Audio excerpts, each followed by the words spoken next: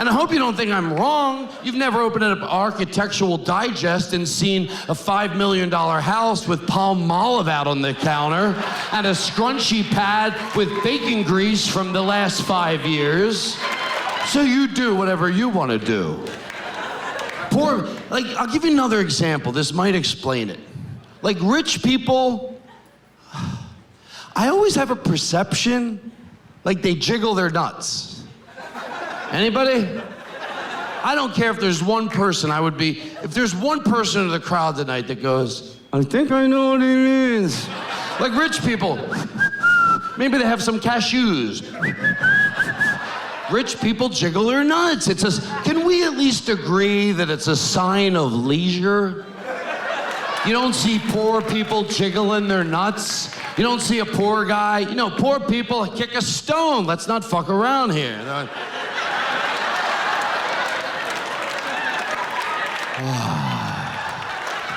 I went to a watermelon festival about a year ago. I didn't drive because I'm not good with the directions.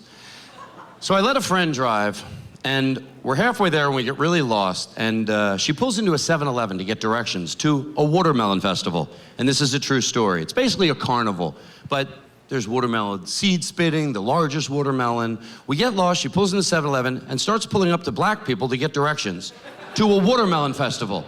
And don't worry, this bit isn't prejudiced, or I wouldn't do it. I don't do that. I'm not one of those people that goes, I don't mean to be prejudiced, and then prejudiced shit comes out of their mouth. They never say, I don't mean to be prejudiced, but I like jelly beans. All right. Actually, that's not prejudice.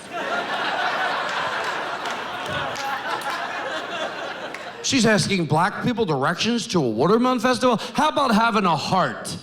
You don't ask black people directions to a watermelon festival. They don't even know you're going to a watermelon festival, really. You sound like a dick justifiably. You pull up, hey, you know where the watermelon festival is? How you doing, huh? I like to have fun. There you go.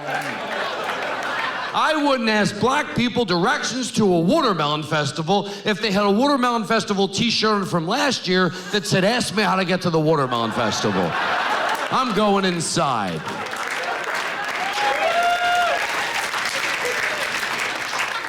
So always somebody getting upset and always somebody trying to calm somebody down. That's what relationships are all about. Basically, somebody's upset, somebody's trying to calm that person down. Very rarely will two people just go hysterical, right? And that's when the police are called. But other than that, sometimes it's your girlfriend that calms you down or your wife. That's why you love her. You're upset about something, she goes, relax, it's not a big deal. Puts things into perspective, but it doesn't work. What you have to do is become the overreactor. No matter how upset she is, act even 10 times more upset. It works, unless she's here tonight with you. But let's say you're at a restaurant a week from now and she goes, does it take an hour to get a hamburger? Just go, what? An hour? For a hamburger? That is bullshit! We are never going out to eat again! She's like, relax, it's just a hamburger. Go, all right, I just love you so much and I don't want to see you be unhappy.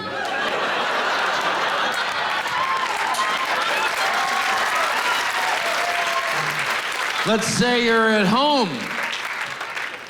She's like, did you take the laundry from the washer and put it in the dryer? Just go, I forgot. I'm gonna kill myself tonight with liquor and ether. She's like, it's not a big deal, I'll do it, it'll take me a second. Go, all right, I just feel like I take advantage.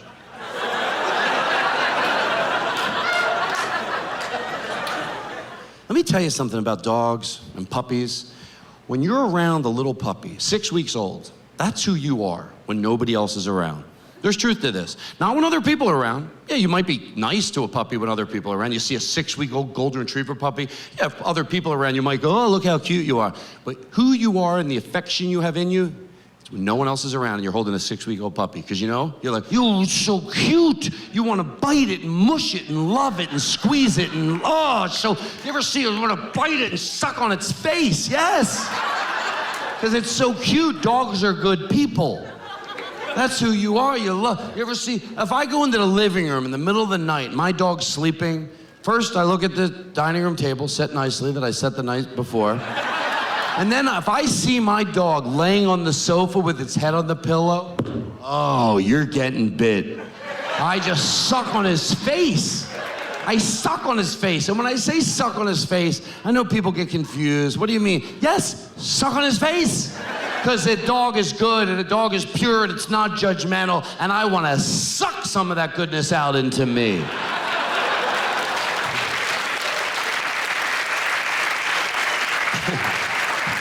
It's like when you see a baby. You ever see a baby with those cute little baby legs? Oh my God. You know when they're like, white and pure and just, oh, they're not, just, oh, I want to go up to people at the mall. I don't, but I want to. If they didn't think I was a freak, I would go up to people at the mall and go, can I ask you a favor? And I'm not a freak. Hi, my name is Todd Glass. How you doing? Good to see you. Can I bite your baby's legs? I won't leave a mark. I just want to suck on them for a little while. You ever see a sign and it says not to do something?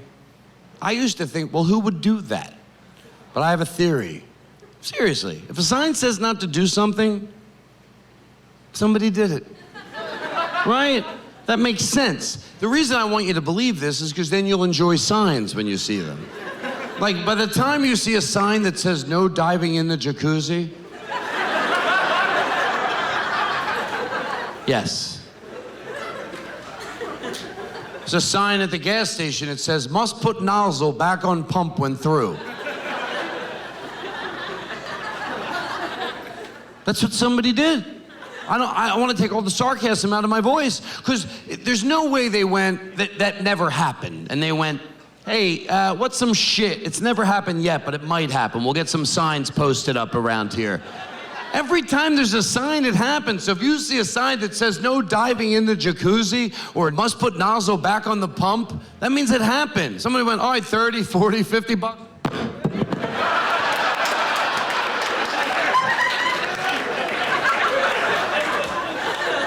Sir, you have to put the nozzle back on the pump. Oh, no. I need signs. I need signs. I never know what pump I'm on. They was like, what pump are you on, sir? I have to look outside. The other side of 4? That would be 5, sir. Yeah, it could be 3, fuckface. Cocky and wrong, it's not a good combination. In my hotel, there was this sign that said, a towel on the floor means I want a new one, but a towel hanging up means I'll use it again, so. I called down to the front desk. I said, what's a washcloth on my night table mean with a little lotion next to it? She said, sir, I don't know. I said, you have to tell me. She goes, sir, I don't know. I said, you have to tell me you work here. She goes, sir, stop it. I said, you have to tell me. She goes, sir, it means you're lonely. I said, all right, that's all. And she goes, stop calling down to see if the movie titles end up on the bill. You're freaking us all out. My wife's pretty amazing. She is better at things, and I'm not ashamed to say that. Like her guilt trip, legendary. My wife is half Catholic, half Jewish, so her guilt trip is like a superpower. I walk in a room, she looks at me, and I feel horrible. And that's called love.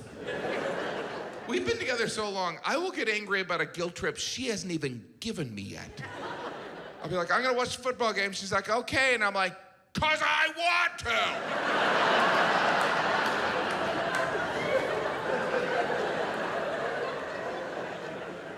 I'm always in trouble with my wife because I'm selfish, I'm lazy, insensitive, a bunch of other stuff she rattles on. And I understand being in trouble for stuff I've done, but sometimes I get in trouble for stuff other men have done. Once I got in trouble for something a guy did in a movie. I was watching a movie with my wife, and in the movie, there was this married guy with children who left his family for a 20-year-old woman.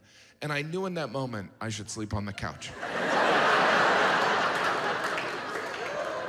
And the movie ended, and my wife looked at me, and she was like, why would someone do that? And I was like, it was in the script. I didn't say that, I just said, where do you want me to sleep?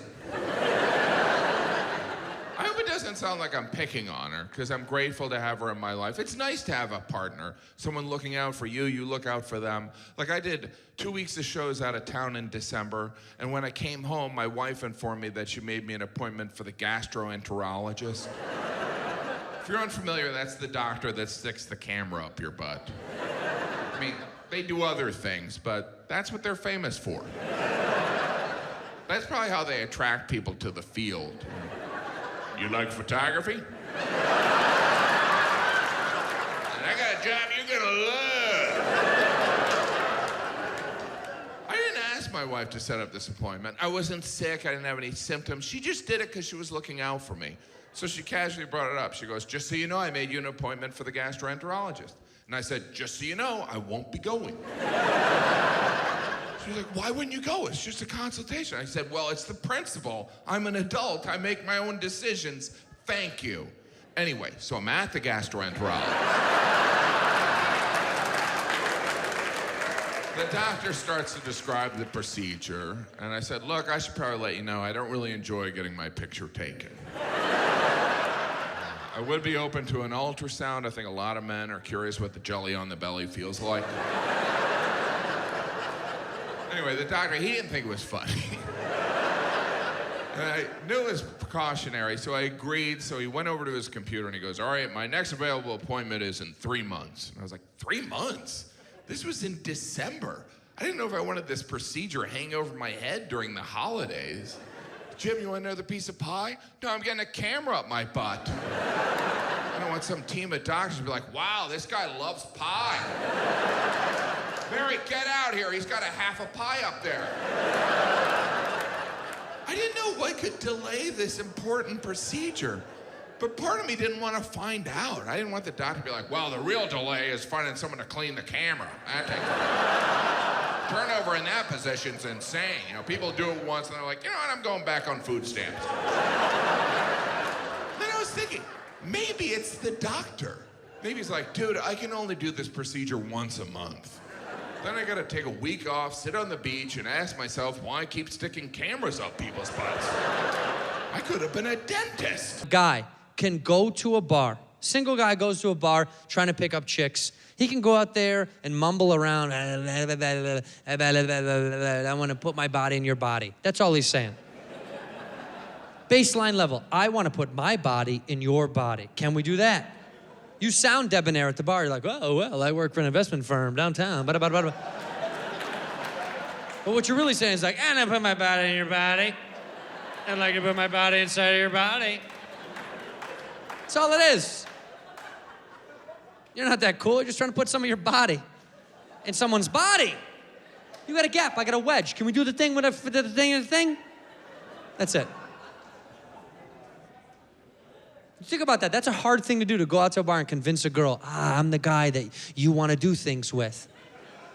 Think about how hard it was for us to start that. How did we start that? How did a caveman ever get to that point with a cave woman? How did a caveman say that when there was no language, no communication skills? First of all, when you were a caveman, you just stood around with your buddies, mumbling. You're like, that's it. There's really nothing going on, just a lot of... Then one of you, out of nowhere, would just get an erection. Explain that to the crew. Oh, come on, so, hey, no.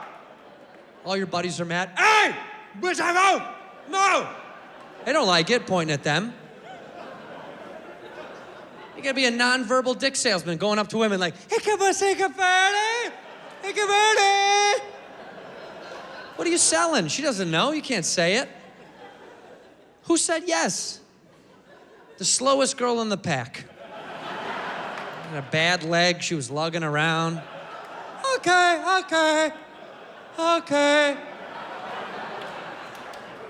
How did that happen? The guy that convinced a girl to do that for the first time invented fire and the wheel that afternoon. It was like, everything clicked. I got it. Everything made sense. I would have loved to see the first caveman that discovered pulling out. That would have been amazing. All right, the first guy that's like,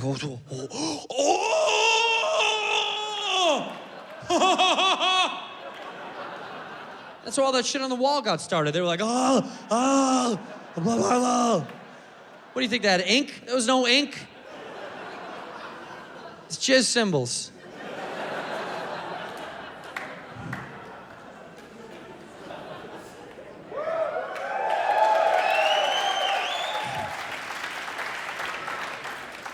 How great is that fucking thing? So my buddy's an artist, and I was like, I want to fucking Papa Bear with a Cubby Bear with a Blackhawks headdress, and I want him wearing Jordans for the Bulls and White Sox, and I want him eating deep dish and drinking a beer. And my buddy smoked enough pot as I did, and he came up with this, so it was fucking pretty amazing. The Chicago flag, yeah. Cool. It's cool. We got a lot of pride in this town, so we should. You know what I mean? You can't fuck with us. Come fuck with us. Where's my crane camera? Come fuck with us, rest of the United States. Where the fuck you guys at? Come to Chicago. Rip your fucking throats out.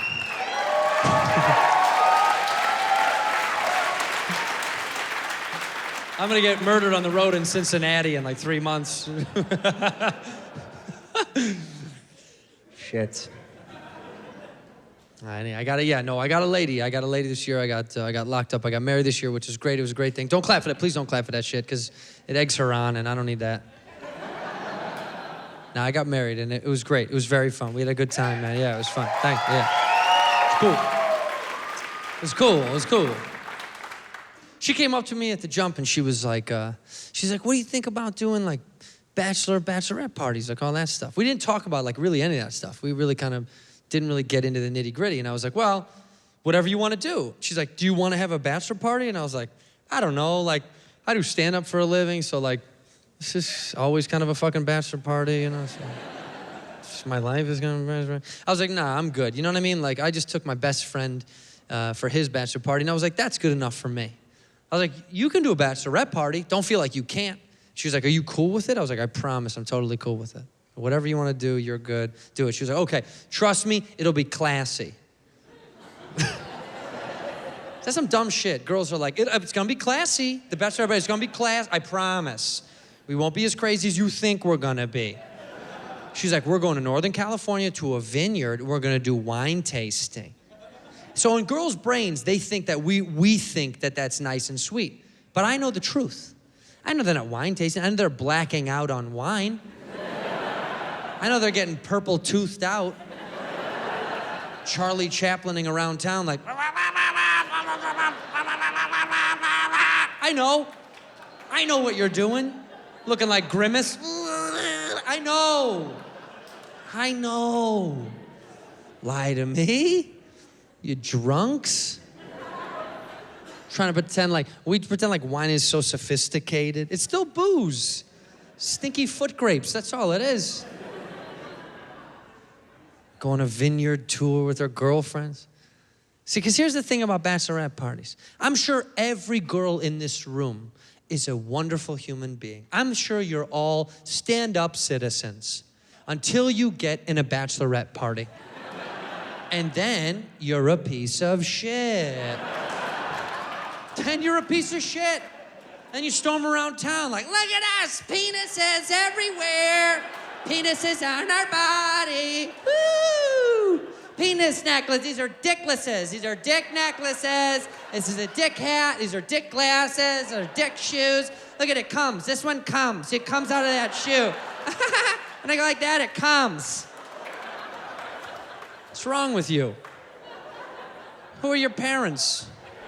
Shame on you, these women walk around town doing that shit. It's unbelievable. Bachelorette parties, they take over every bar they go to, screaming. These bitches work in HR during the day, but at night, they're just like, penis, penis, penis, penis, penis, penis, penis. Who are your parents? Shame on you. You realize some little kid in China has to make those penis molds? Some little kid in China is pressing penises. Penis sunglasses so you can go out like, hawks on my head. You psycho. That's where guys beat you. That's like the one spot we beat you. We may be dumber than you, but we beat you there. We beat you by a landslide. Because I've never been to a bachelor party where they're like, Santino, you ready to go? Put on your pussy costume, let's go. I put one on like, hey, come on, let's go. Get mine wet. Steve, get mine wet. Get it wet. Get the clit wet. Go. Get it wet. This is what we want. Vagina.